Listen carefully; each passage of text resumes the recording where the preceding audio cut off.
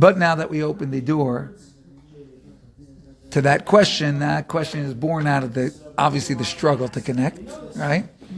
And then we've spoken already about that. So, kedai to read the next piece about different types of davening that exist. Anoshim choshvim, people think shekivan she'ein kol tfilaseihem b'kavana atzuma, since their entire davening, or not all of their davenings, are done with intense intention, ubispilus, and with tremendous passion, b'dechilu urechimu, with fear and love of Hashem.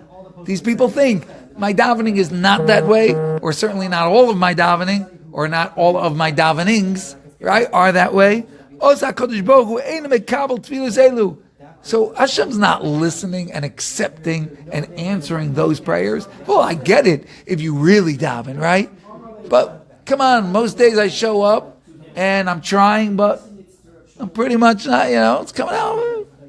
So is Hashem really like those two? I don't think Hashem's so into those. I don't think I'm saying, Hashem, could you please help me? I need to pay my bills. Could you please give me money? But I know that I'm not really beseeching God from the depths of my soul. So I'm going to be like, Hashem, could you please help me pay the bills? Hashem's going to answer that? People think no.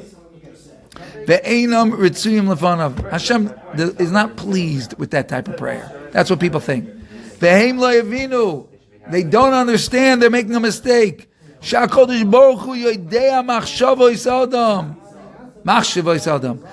knows the thoughts of man. You think Hashem is some sort of deity that expects perfection, and if you didn't give it on a golden platter, then get lost, you peasant, before I zap you with lightning like you deserve. What? Hashem made you. Hashem knows you. He knows your struggles. He knows that not all times are equal opportunities for an inspired davening. He knows that not every moment is ripe for having a very inspired davening. Meaning what we spoke about before, right? That davenings fluctuate. That's a real davening, and the struggle is real. The struggle is real. Hashem knows that. Vishiyesh hergol, he knows that there's rote. He knows that we have that problem itself. You're like, but if I would pay attention, it would be better. Yeah, but Hashem knows about that struggle too, right? He knows that there are going to be tefillas that come with clarity, prayers that have clarity. And he knows there are ones where you're going to be in Timbuktu, or at work, or thinking about dinner, or thinking about the fight you had an hour before. That's hard to not distract you, right?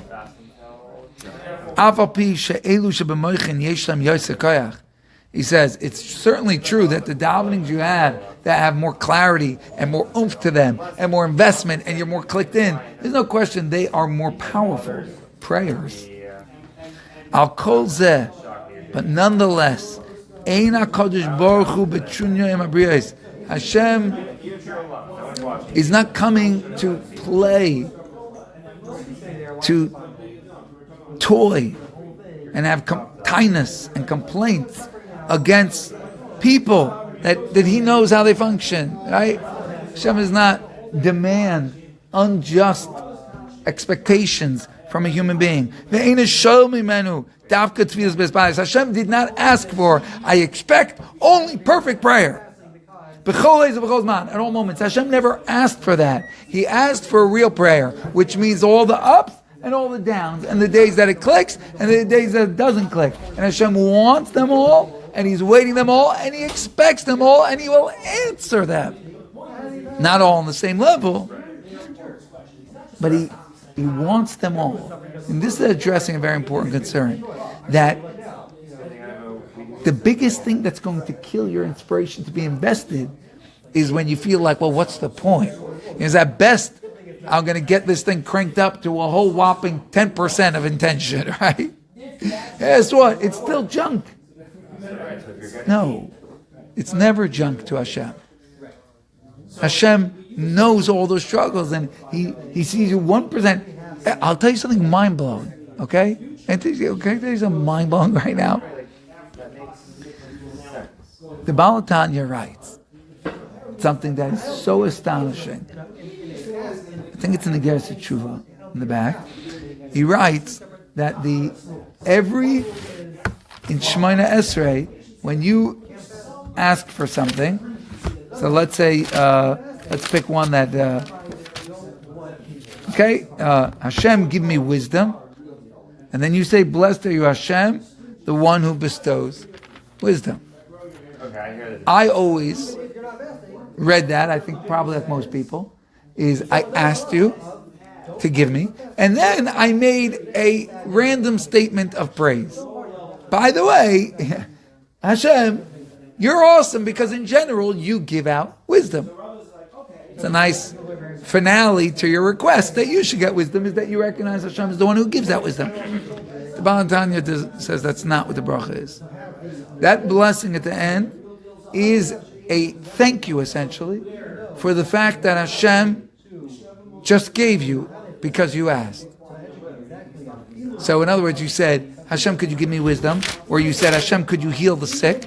Or Hashem, could you forgive me? And at that moment, Hashem did it for you.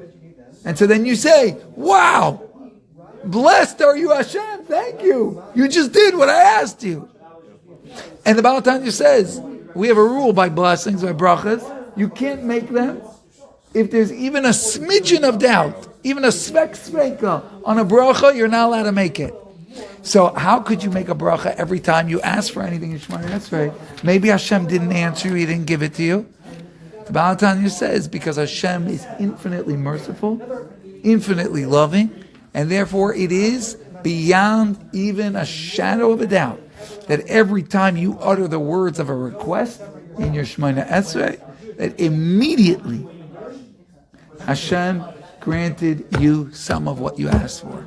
And you could turn around and say, thank you for answering. You walk into the gas chamber, that applies, and Hashem, you put davening like that, and then your heart and soul, and Hashem, based on what you said, supposed to give, grant your request. Correct, that in some way, now again, it doesn't mean that He grants the request in the full way that you're imagining it, but it means that in some way, in some regard, He changed something in the world based on that request. He changed something that was to now be something better because you asked for it. The thing that's remarkable in and of itself. But what makes it even more remarkable is what type of davening are we talking about? Right? This is put into every single Shemona Esrei. That means every drunk, tired, rushing, on the way to a plane, caught a Shemona Esrei in the airport, looking over your shoulders, making sure they're not calling your boarding pass. Like all the ones that he's talking about, that the person's like, oh, come on, that one isn't significant. Every one of them, the Baal Tanya said, is so guaranteed to be answered that you already made a blessing thanking Hashem for answering them. And that's a very, very important starting point for springboarding into meaningful tefillah, is to understand that there is no such thing as a non-meaningful tefillah. That to Hashem they are all meaningful. He understands the difficulty, the struggle, and the shortcomings that we have to face. Even if we would mumble it with absolute mindlessness, He would already appreciate it and respond to it. That's our starting point. And in a certain sense, you can only go up from there. Right? You can only go up.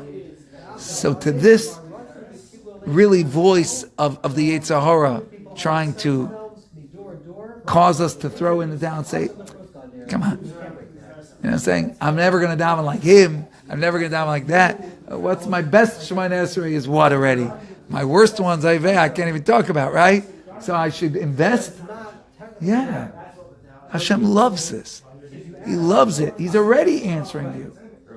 Could you imagine what would happen if you cranked it up one notch? He's already loving it and answering you, and right there. If you crank it up one notch, They'll be transformative.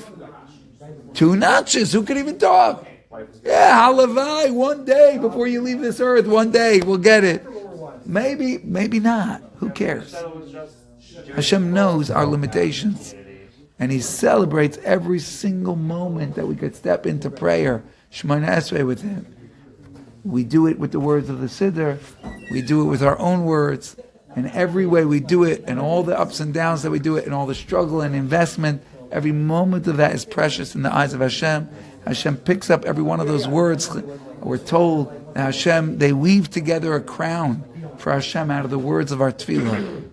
So that means that they're mighty, mighty precious to Hashem.